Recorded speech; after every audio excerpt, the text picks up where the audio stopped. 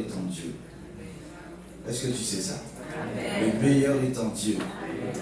Alors, quelle que soit l'épreuve dans laquelle tu te trouves, quel que soit le moment de joie dans lequel tu te trouves, le Seigneur t'écoute, t'entend et est là. Il te donne le courage de pouvoir passer l'épreuve. Remercie-le pour ça. Certains avant toi n'ont pas eu la force de passer l'épreuve et ont abandonné. Mais le Seigneur te donne la force. Il met en toi la force nécessaire pour passer un cap. Alors, dis à Dieu merci pour ça. Merci Seigneur. Parce que tu viens mettre ta force dans ma faiblesse. Alléluia. Merci Seigneur. Parce que tu viens mettre ta force dans ma faiblesse. Gloire à Dieu. Nous avons besoin de la force de Dieu. Nous avons besoin de l'Esprit de Dieu. Nous avons besoin de la puissance de Dieu. Vous savez que c'est très important. Jésus, en partant, a dit à ses disciples que il s'en va, mais qu'il priera le Père afin d'envoyer un autre consolateur. Un autre consolateur qui nous conduira, ou qui les conduira, puisqu'il parle à ses disciples, dans toute la vérité. C'est l'esprit de vérité. Si tu es chrétien, si tu as Dieu, Jésus a déjà prié pour que tu aies l'esprit de vérité. Jésus a dit qu'il demande au Père parce qu'il sait que tout ce qu'il demande au Père, le Père lui donne. Et Jésus a prié pour que nous ayons l'esprit de vérité. Est-ce que nous croyons ça? Si tu as donné ta vie à Jésus, si tu crois que Dieu l'a ressuscité des morts, eh bien, Jésus a déjà prié pour toi. C'est extraordinaire ça. Dis-le à la personne qui est à côté de toi. Jésus a déjà prié pour toi. Pour que tu aies l'esprit de vérité. Dis-lui ça. Des fois, on n'a pas conscience de ça. Mais la prière de Jésus est toujours exaucée. Comment je peux avoir un doute d'avoir l'esprit de Dieu? C'est pas possible. Si tu as un doute ce matin, ben il est ôté. Gloire à Dieu. Et Jésus va dire qu'il demande au Père et que cet esprit va être à côté de nous et il sera en nous. Ça veut dire qu'il est dehors et il est en dedans. Qu'est-ce qu'on peut demander de mieux? L'esprit de Dieu, il me regarde et je le regarde. On a des têtes à tête, on a des face à face, on a des raisons de communiquer ensemble. On a la puissance de Dieu en nous. Frères et sœurs, vous savez, je regardais une vidéo pour les enfants. Moi, j'aime bien regarder des vidéos pour les enfants. Une vidéo chrétienne. Et dans cette vidéo, on montrait une ombre. Une ombre et on entendait un gros bruit. Et il y avait un chat. Le chat, il est là, il entend le gros bruit, il a peur et puis il s'en va. En fait, ce qui se passait, c'est comme la Bible dit, le diable rôde comme un lion rugissant. Retenez bien, il rôde comme un lion rugissant, cherchant qui il dévorera. La Bible n'a jamais dit que le diable est un lion. La Bible n'a jamais dit que le diable est un lion. Elle a dit comment il procède. Mais elle n'a jamais dit que c'est un lion.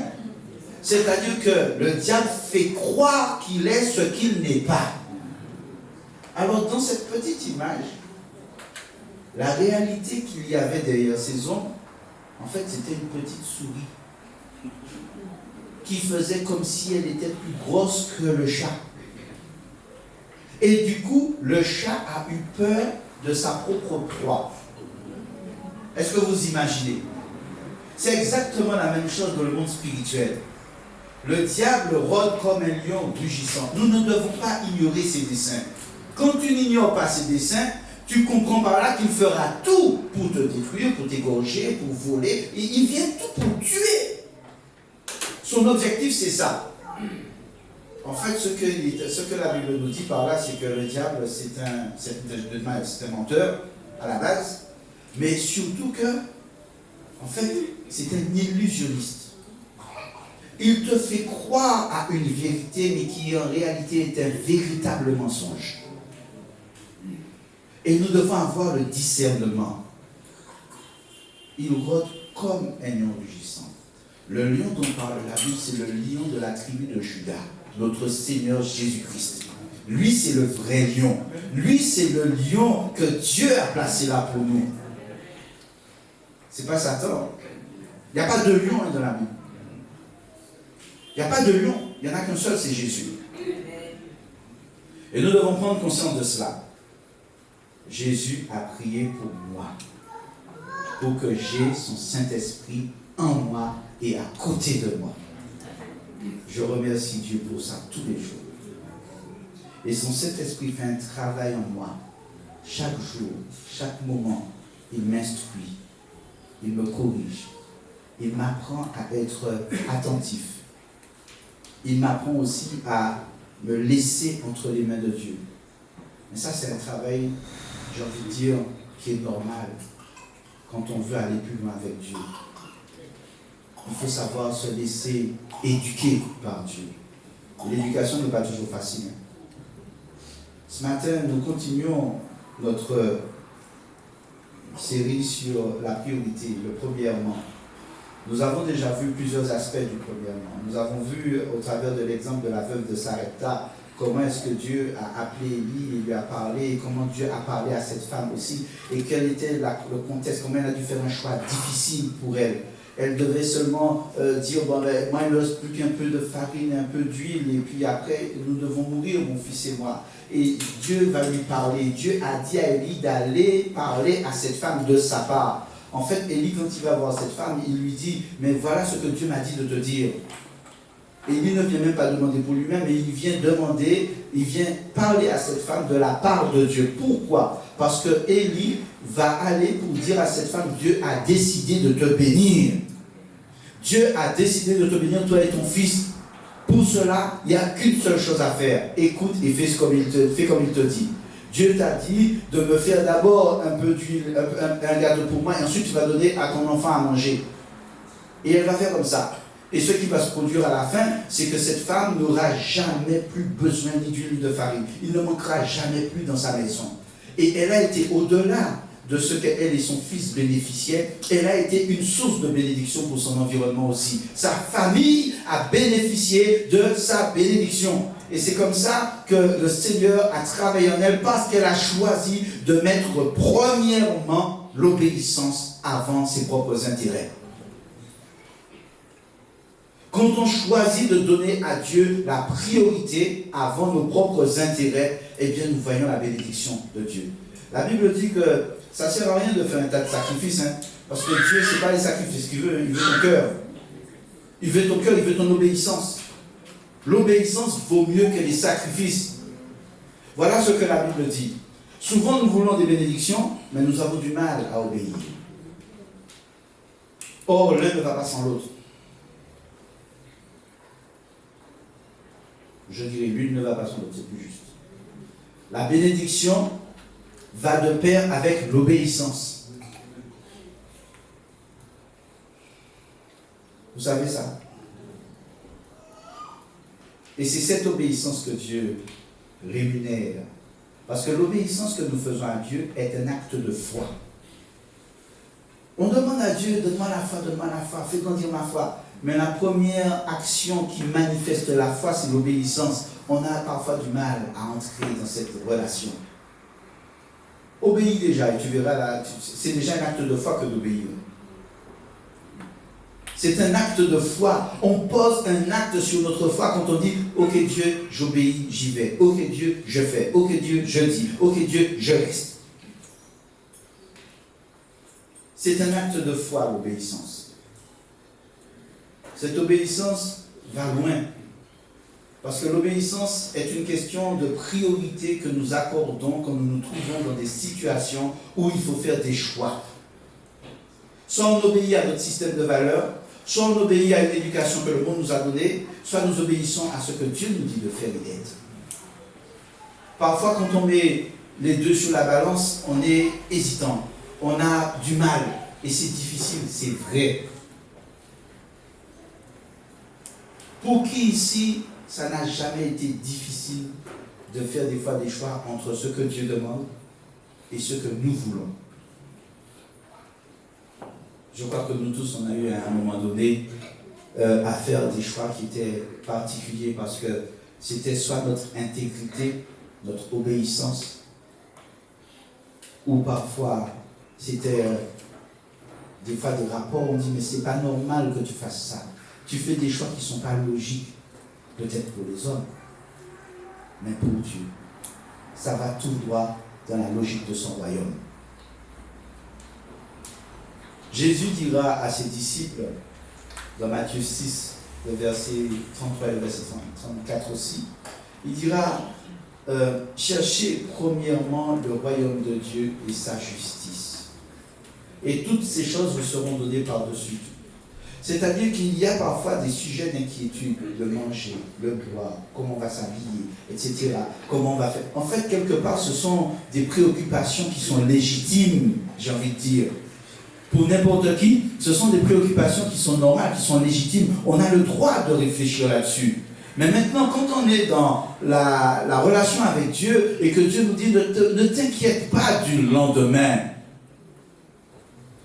Le verset 34. Ne vous inquiétez pas du lendemain. Le lendemain aura soin de lui-même, car chaque jour suffit sa peine. Quand Jésus nous dit ça, en fait, il est en train de nous inviter à une paix, à une confiance. Je vais prendre soin de toi, mon frère. Je vais prendre soin de toi, mon fils. Je vais prendre soin de toi, ma fille. Je vais prendre soin de toi. Ne t'inquiète pas. Même si tout ce que tu as, tout ce que tu vois autour de toi est inquiétant, toi, reste en paix. Reste en paix. Dans la tempête, Jésus est là. Dans le feu, Jésus est là. Même si les flots veulent te submerger, Dieu est là. Et c'est la présence de Dieu, la présence de Jésus qui fait toute la différence. Jésus peut soit dormir dans la barque, soit marcher sur l'eau. Mais Jésus est là. Quand Jésus marche sur l'eau, il te dit viens. Et même quand tu vas t'écrouler, tu vas t'effondrer, il va venir te chercher et il te remet dans la barque. Et Jésus ne se contente pas de faire ça. Il dit au vent, tais-toi. Quand Jésus dort dans la barque, même si elle n'est pas notée, bâbord, tribord, enfin, elle fait toutes sortes de choses, même si les vagues montent, Jésus dort dans la barque, il est en paix. Et il te dit, toi, parle et le vent va se taire. Tu vas réveiller Jésus, mais que Dieu ne dort pas. Mais on reste dans le contexte.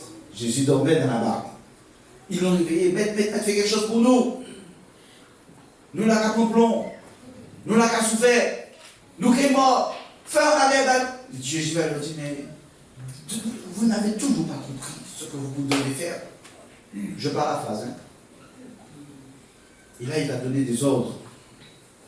Et le vent va se taire. Le vent va se taire. Et là, la question vient. Qui est celui? J'entends pas.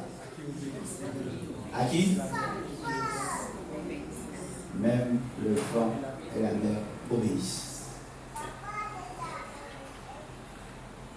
Ça veut dire que lorsque les moments difficiles arrivent, et que nous sommes parfois ballottés, nous sommes dans les flots, les vagues montent, elles redescendent, parfois on a l'impression qu'elles vont tomber sur nous.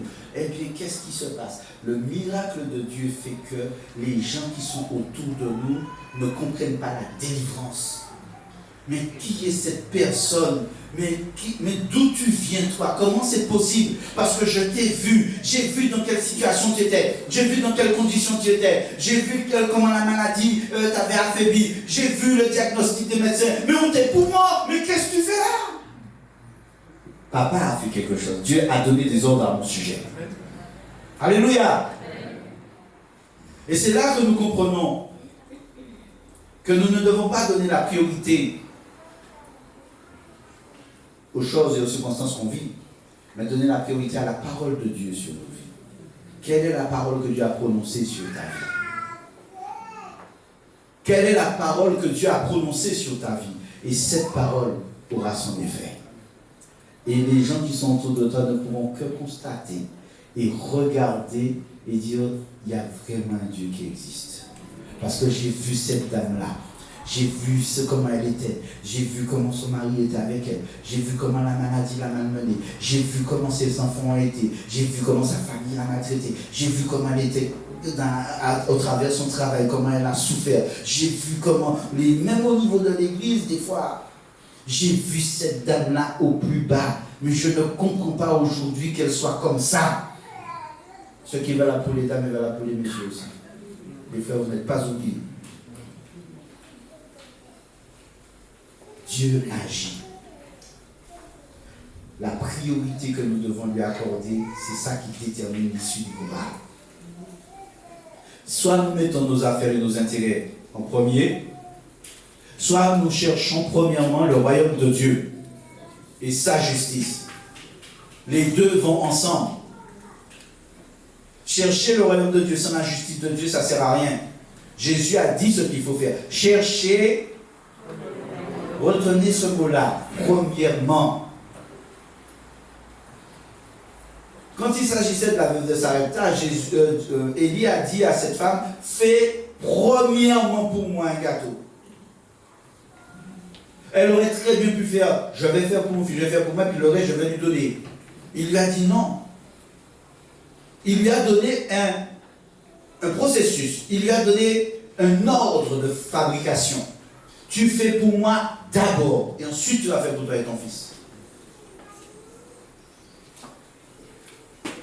D'abord, premièrement, son synonyme.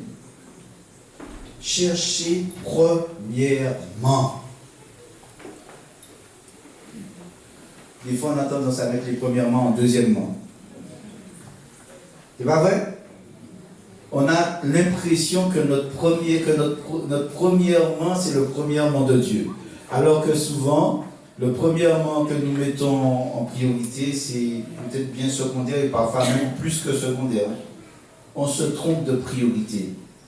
On a besoin de l'aide de Dieu, de la sagesse de Dieu, du discernement pour pouvoir marcher dans l'ordre de Dieu. David va dire au psaume 23, au verset 1, pour rester dans la lignée et dans la droiture, pour rester toujours soumis à Dieu, l'Éternel est mon berger. L'Éternel est mon berger, je ne manquerai de rien. Le berger, c'est lui qui va définir l'orientation. C'est lui qui va emmener le peuple dans le pâturage. Est-ce que c'est la brebis qui décide d'aller où elle veut? Chaque fois que ça s'est produit, la brebis s'est mise en danger.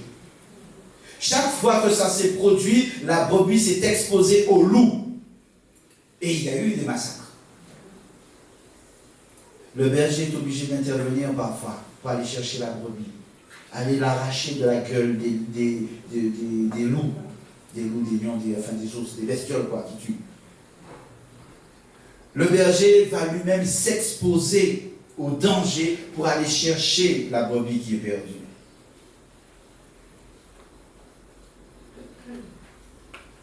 Il faut véritablement que l'Église du Seigneur reconnaisse et comprenne qu'en suivant le berger, en suivant Christ, en suivant Dieu, eh bien c'est la vérité de la parole qui s'exprime au travers de notre attitude. L'Éternel est mon berger, je ne manquerai de rien. C'est-à-dire qu'il est celui qui m'emmène dans la providence. C'est celui qui pourvoit, celui qui m'emmène là où il faut. David a fait l'expérience de ça, de la crainte de Dieu. Il a fait l'expérience de considérer là où Dieu l'emmène.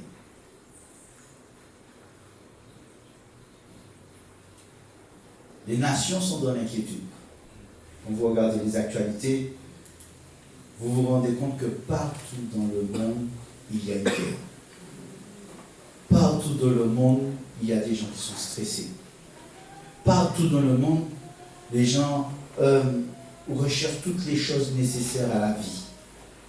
Tout le monde veut s'accrocher à quelque chose pour la vie. Il y a l'argent, il y a la notoriété, aujourd'hui il y a plein de youtubeurs, tiktokers, tiktokeuses, il y a plein de personnes qui sont sur les réseaux sociaux, qui font de toutes sortes de choses. Des choses autant qui sont bien qui ne sont pas bien. Ce n'est pas le réseau qui est forcément mauvais, c'est ce qu'on en fait.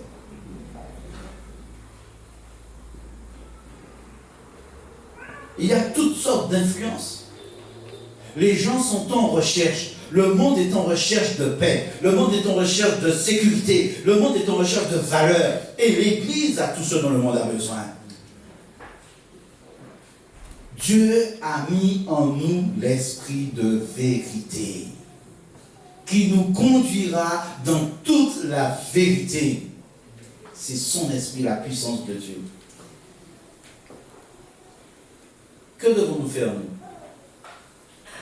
Qu'est-ce qu'on doit faire? Qu'est-ce que le verset nous dit de faire?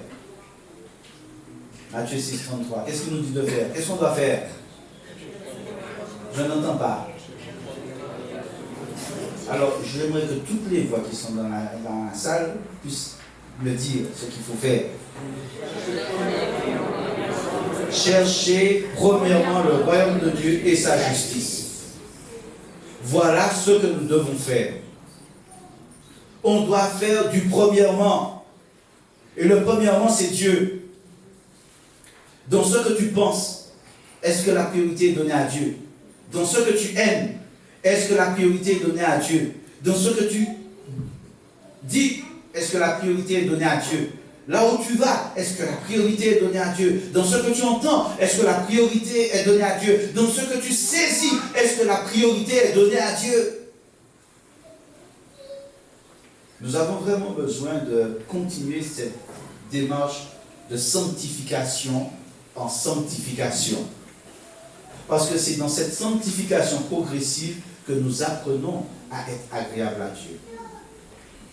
Et ça se fait par la foi.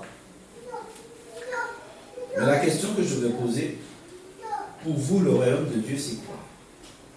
Qu'est-ce que ça veut dire, chercher premièrement le royaume de Dieu? Est-ce que vous vous êtes déjà posé la question? Qu'est-ce que ça veut dire, chercher premièrement le royaume de Dieu? Est-ce que je dois chercher un palais? Est-ce que je dois chercher un roi? Est-ce que je dois chercher des vassaux? Qu'est-ce que ça veut dire, chercher premièrement le royaume de Dieu? Qu'est-ce que ça signifie concrètement dans la vie du chrétien? Oui, mais encore. Oui, mais encore. Oui, mais encore. Être en accord avec les désirs de l'esprit. Oui, mais encore. Faire ta volonté. Oui, mais encore. Oui, encore une chose. Être en accord avec le projet de Dieu. Oui. Alors vous allez, tout ce que vous avez dit, c'est vrai. Être sanctifié, chercher la volonté de Dieu, oui, au Saint-Esprit, tout ça. Oui, tout ça. Mais il y a quelque chose de bien plus simple. Être obéissant, mais il y a encore plus simple encore. S'écloger et diriger. En fait, chercher premièrement le royaume de Dieu, c'est déjà laisser les lois de Dieu s'opérer en nous. C'est-à-dire que c'est un sens moral. La moralité, la morale, comment on vit, comment tu es dans ton équilibre. Qu'est-ce que tu fais? C'est chercher déjà cette manière de vivre au niveau de notre caractère. Et enlever ce qui n'est pas moral en nous pour donner la priorité à ce que Dieu a déclaré comme étant moral dans nos vies. Il y a plein de choses qu'on fait qui ne sont pas normales, qui ne sont pas morales, qu'on peut enlever. Il y en a qu'on accepte alors qu'on ne devrait pas les accepter. Il y en a certaines avec lesquelles on fait des compromis alors qu'on ne devrait pas faire de compromis. On parle aussi parfois de concessions alors qu'on ne devrait pas faire de concessions. Il faut apprendre à rester dans ce que Dieu a déclaré comme saint. Ça veut dire quoi? Chercher premièrement le royaume de Dieu et sa justice, le royaume de Dieu, c'est là où les droits de Dieu sont reconnus et où chacun est soumis à Christ. Est-ce que tout le monde a bien compris? Je redis. Le royaume de Dieu, c'est là où les droits de Dieu sont reconnus et où chacun est soumis à Christ. Je reprends. Le royaume de Dieu, c'est l'endroit où les droits de Dieu, la législation de Dieu est reconnue et où tous sont soumis à Christ. Est-ce que tout le monde a bien saisi? Il y a un endroit où ce sont les lois de Dieu, les droits de Dieu qui s'appliquent. Et les droits de Dieu sont supérieurs aux lois des hommes, aux lois du monde, aux lois de cette terre. Les lois du royaume de Dieu surpassent largement de très haut les lois qui nous régissent ici-bas. Tellement c'est vrai. Les lois de Dieu sont supérieures aux lois naturelles. Jésus a marché sur l'eau. Jésus a ressuscité des morts. Quelle est la loi naturelle qui peut faire ça? Quelle est la législation des hommes qui peut faire ça? Quel est le droit qui donne l'autorisation de... Il n'y en a aucune.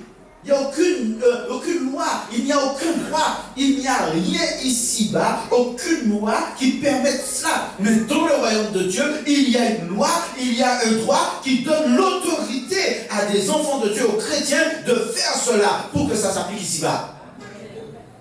Jésus dira à ses disciples, vous allez prier pour des malades seront guéris. Vous allez prier, les morts vont ressusciter. Vous irez annoncer la bonne nouvelle du royaume de Dieu au monde entier. Et vous allez prêcher l'évangile. Et cette bonne nouvelle, c'est que désormais, les lois du royaume des cieux sont disponibles pour nous ici-bas. Et on devrait acclamer Dieu pour ça. Nous sommes sous une nouvelle juridiction. Et cette juridiction nous donne le plein droit légitime parce que Christ a payé le prix, parce que le sang de Christ nous a rachetés, parce que nous sommes sauvés, parce que nous sommes bénis de toutes sortes de bénédictions spirituelles dans les lieux célestes, parce que l'acte dont les ordonnances nous condamnaient a été cloué à la croix, parce que Jésus a porté dans ses meurtrissures toutes nos maladies. Nous devons entrer en possession de ce que Dieu a prévu pour nous. Amen. Mettez premièrement le royaume de Dieu et sa justice. Vous savez qu'il y a toutes sortes de juridictions ici-bas. Il y a les prud'hommes, il y a la cour de cassation, il y a la cour pénale, il y a... Enfin bon, vous savez, vous entendez des fois dans les nouvelles les différentes juridictions qui existent. En fonction de ce qui a été commis, eh bien, on va vers tel ou tel tribunal. D'accord? Mais nous, on a un seul tribunal où le juge est juste. C'est Dieu. On a deux avocats. Jésus et le Saint-Esprit. Il y a un avocat général, c'est le diable qui est l'accusateur. C'est lui qui est l'accusateur des saints. Mais Dieu plaide ta cause, mon frère. Dieu plaide ta cause, ma soeur. Dieu plaide ta cause. Et devant le juste, quand tu es en Jésus-Christ, il reconnaît, même si tu as été coupable, il va dire grâce. Et pour ceux qui t'accusent, il leur dira non. Lui, il est sauvé parce que mon fils, il a donné sa vie pour lui. Et il a accepté le sang de la croix. Il a accepté l'acte de la croix. Il bénéficie de ma grâce. Alors c'est fini. Grâce pour toi. Faveur pour toi. Tu es favorisé de Dieu. C'est quand même assez particulier parce que Dieu ne fait exception de personne. Et ça, c'est dans sa vérité souveraine, dans la grâce souveraine. Mais en même temps, Dieu fait des faveurs à ses enfants. Et ça, c'est dans sa grâce immédiate. Ça veut dire que tous les hommes bénéficient de la grâce de Dieu s'ils l'acceptent. Donc, il ne fait exception de personne à ce niveau. Mais maintenant, Dieu va dire, ceux qui ont accepté ma grâce, eh bien, je vais leur donner ma faveur. Ils ne la méritent pas, mais je choisis de la leur donner parce qu'ils l'ont acceptée. Donc, en fait, on se rend compte que c'est plus nous qui pouvons refuser d'être ou pas favorisés. C'est notre choix. Nicodème va poser la question à Jésus en disant, mais Dieu, Jésus, comment on peut faire pour... Parce que la question, c'est comment entrer dans le royaume. Hein? Comment faire pour que ces lois aient du sens pour nous? Comment faire pour que ces lois nous encouragent et nous aident? Nicodème viendra vers Jésus, il va lui poser la question, et puis Jésus va lui dire, mais si quelqu'un ne naît de nouveau, il ne peut pas entrer dans le royaume des cieux. C'est pas possible. Si tu ne nais pas de nouveau, et lui va dire, mais comment un homme âgé peut-il retourner dans le ventre de sa maman? Et la question est encore plus terrible quand on te dit que la maman n'est plus de ce monde. Comment faire? Et Jésus va lui dire, comme un Nicodème. Un gars avec un cerveau, avec autant d'étages que toi, tu comprends pas ce que je te dis là?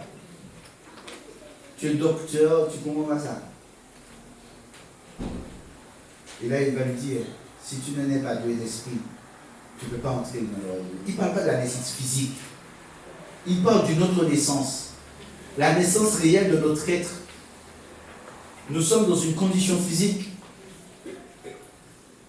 pour qu'on puisse se voir. Mais la personne que nous sommes vraiment, elle est invisible, elle est spirituelle. Si la personne n'est pas douée d'esprit, elle ne peut pas entrer dans le royaume de Dieu. Entrer dans le royaume de Dieu, c'est accepter la grâce de Dieu. C'est accepter de se mettre sous l'autorité de la juridiction du royaume de Dieu. C'est-à-dire que quelle que soit la chose qui va être dite, et c'est là où on comprend les raisons et comment Dieu nous donne un pouvoir. Je vous explique. Celui qui choisit d'aller dans un pays, d'accord? Il va dans ce pays-là. Il est, tant qu'il est dans le pays, soumis aux lois du pays. Mais imaginez un instant. Il va dans son ambassade. Pourtant, l'ambassade est dans le pays. Mais lui, il va dans son ambassade. Arrivé dans l'ambassade, il n'est plus dans le pays étranger. Il est dans son pays. Même si géographiquement, l'ambassade se trouve dans le pays où il a posé le pied.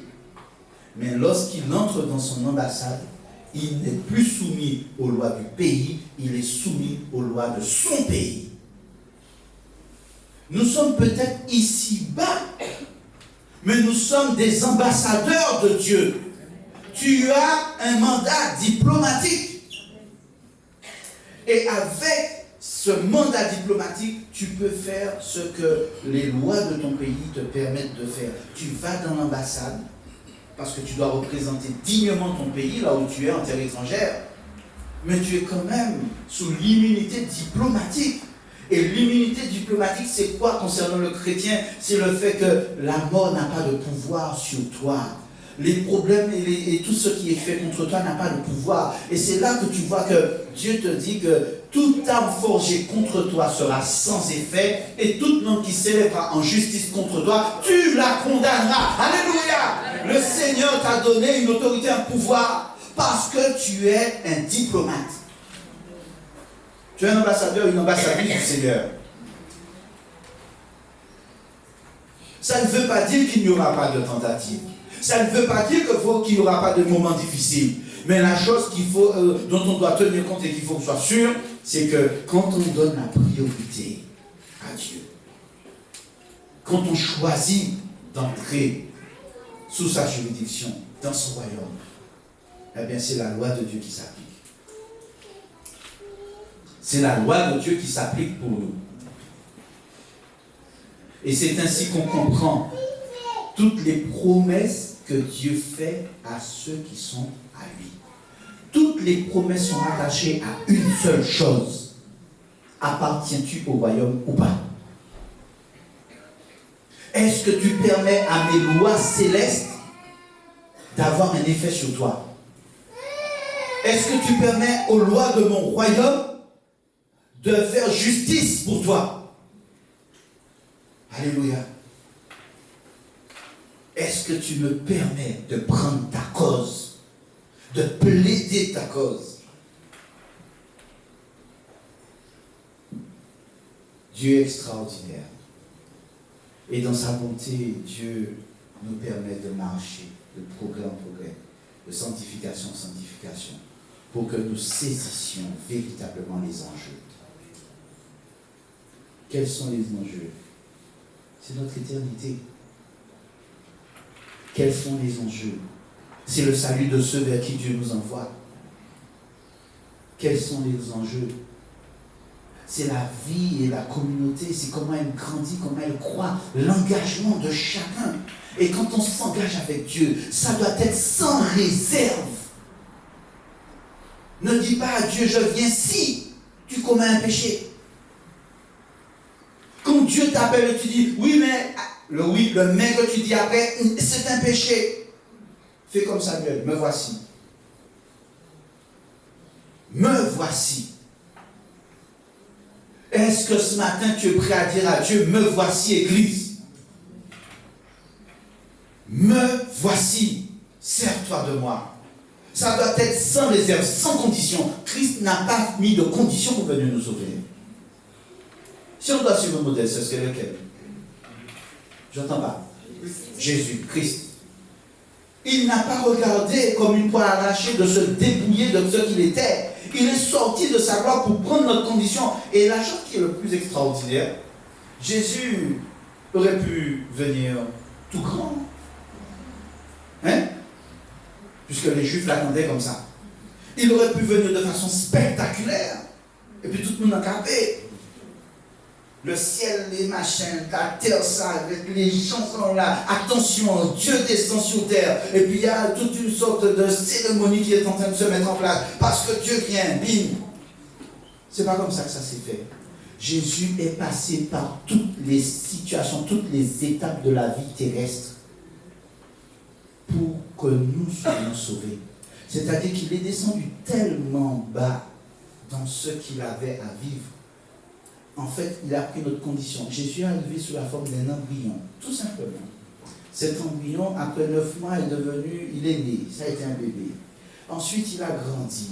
Dans cette croissance, il a eu une éducation de par son père terrestre et de par sa mère biologique. Il a reçu une éducation aussi spirituelle, puisque Jésus allait dans le temps pour écouter la parole. Jésus était enseigné.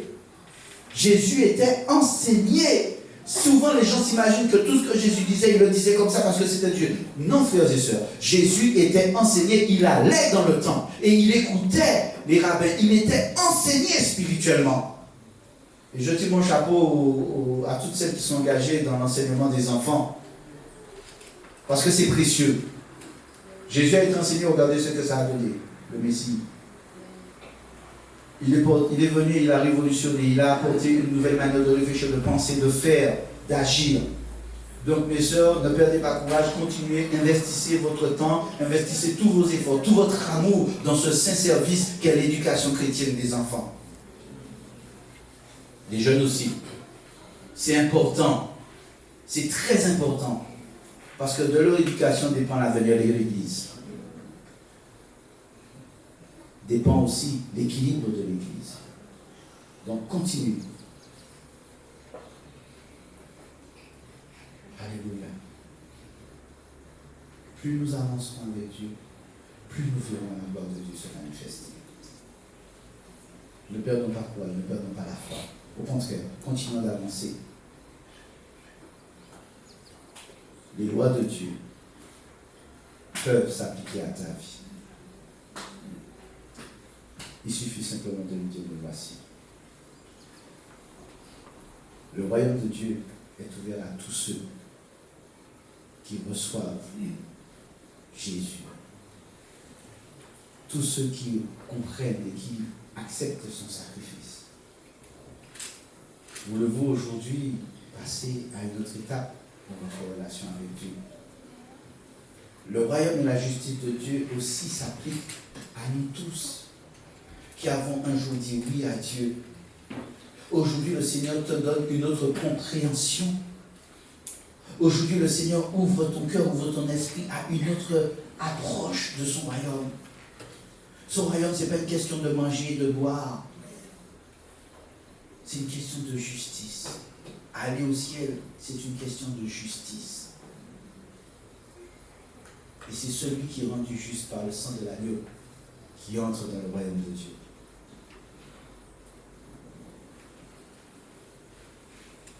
Parfois on a du mal, parfois on ne comprend pas. Mais Dieu t'appelle. Dieu t'appelle ce matin. Dieu t'appelle. à un service sans réserve.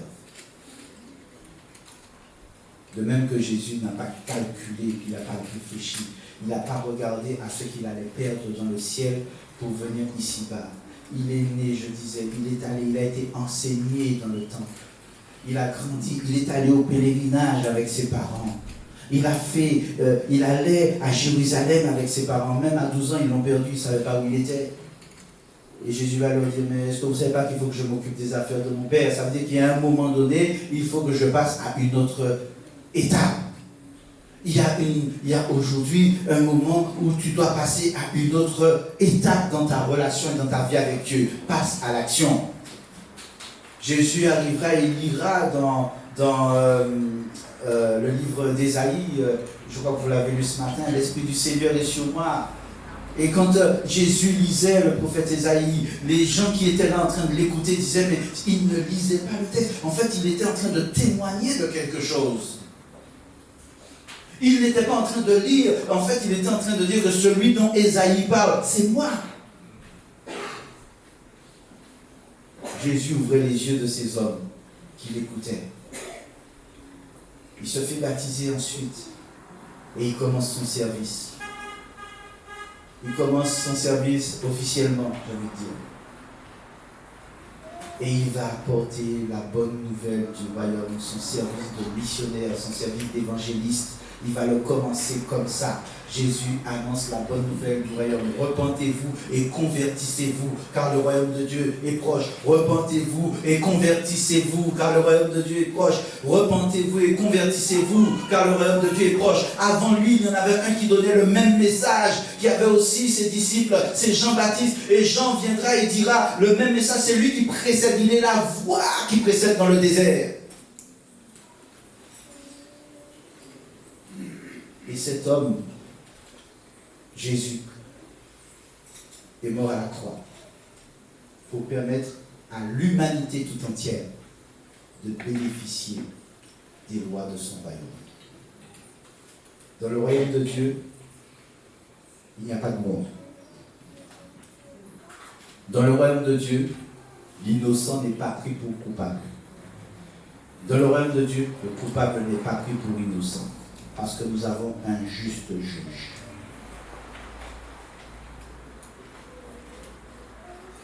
Nous avons un juste juge.